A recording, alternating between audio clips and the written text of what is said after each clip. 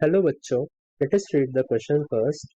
Draw the most stable Newman projection formula along C1C2 bond of the following compounds.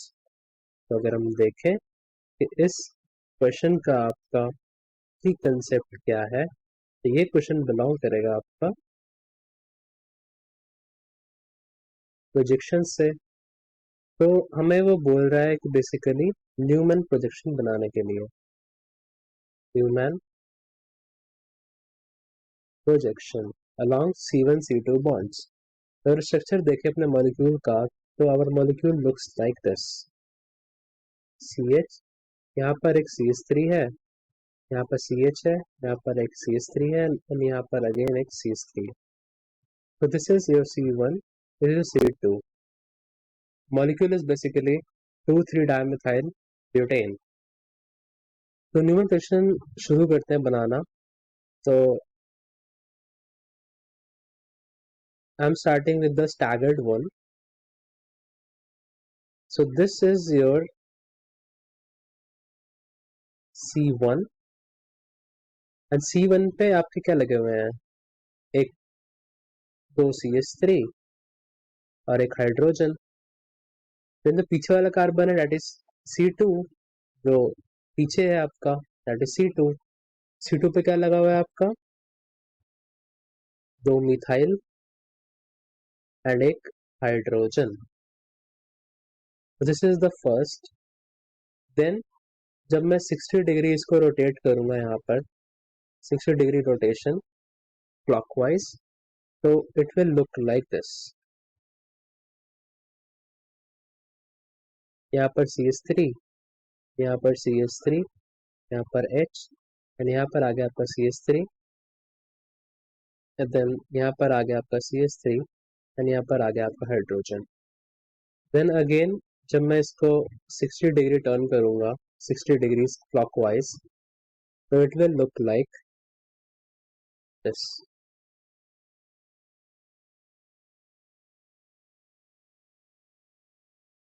तो यहाँ पर आ जाएगा आपका हाइड्रोजन, यहाँ पर अगेन विल बी CH3, यहाँ पर आ जाएगा आपका CH3।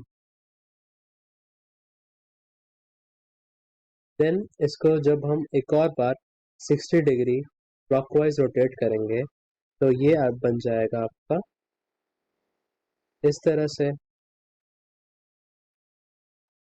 यहाँ पर आ गया आपका CH3,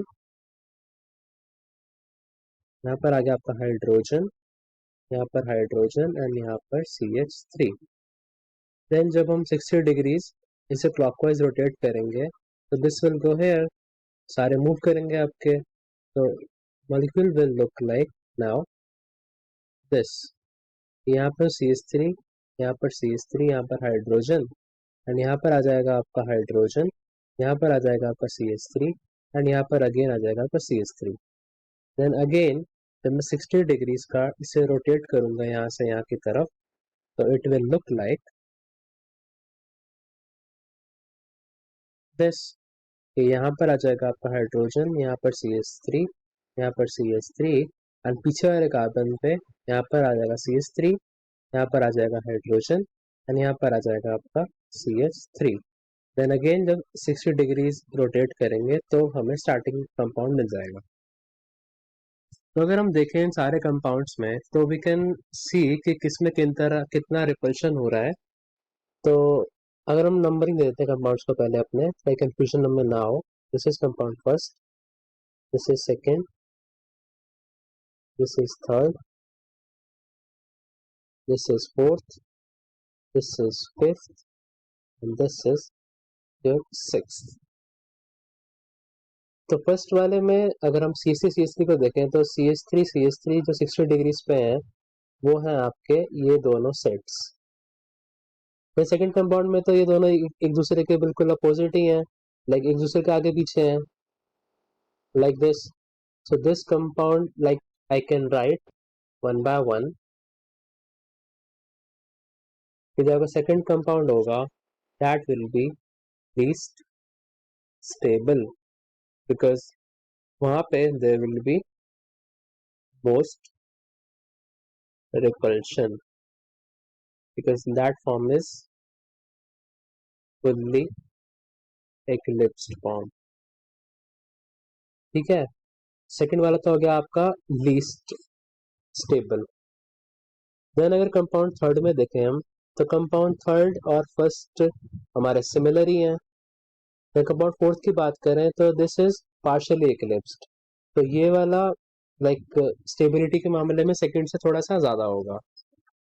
देन अगर हम फिफ्थ और सिक्स को कंपेयर करें तो सिक्स में भी आपका सिमिलर ही है, सिक्स और फोर्थ आपका सिमिलर कंपाउंड्स हैं। तो बचा आपका स्टेबिलिटी के मामले में compound fifth and compound first. तो कंपाउंड फिफ्थ में देखें अगर, तो compound fifth is totally anti compound and compound first we can say partially anti. तो आई विल राइट के जो सिमिलर है आपके वो भी लिख देते हैं हम। Compound third and compound first are similar and compound second is the least stable and compound fourth and sixth are similar. That is first and third are similar and they are partially anti. ये partially anti है and compound fourth and compound six are similar and they are partially eclipsed and compound fifth जो है आपका that is anti compound। तो anti compound है तो इसमें जो रिपल्सिव ग्रुप्स हैं are at the maximum distance. Because अब देख सकते हैं कि कंपाउंड फिफ्थ जो है वहां पर जो आपके दो CH3 हैं वही सिर्फ साथ में है, उनके आसपास में there is hydrogen. But compound first और कंपाउंड थर्ड की बात करें तो चार CH3 एक साथ में है, मतलब कि वहां पे ज्यादा रिपल्शन है। Like I can right this also कि जो आपके कंपाउंड फर्स्ट और थर्ड है वहां पे 4 CH3 groups are at 60 degrees. 60 degrees पे आपको 4 CH3 ग्रुप्स एक साथ लगे हुए हैं, बट जो आपका कंपाउंड फिफ्थ है they are at the maximum distance, only 2 and 2 CH3 groups are at 60 degrees. तो कंपाउंड फिफ्थ में I can say there will be least repulsion, like in compound fifth there will be least repulsion।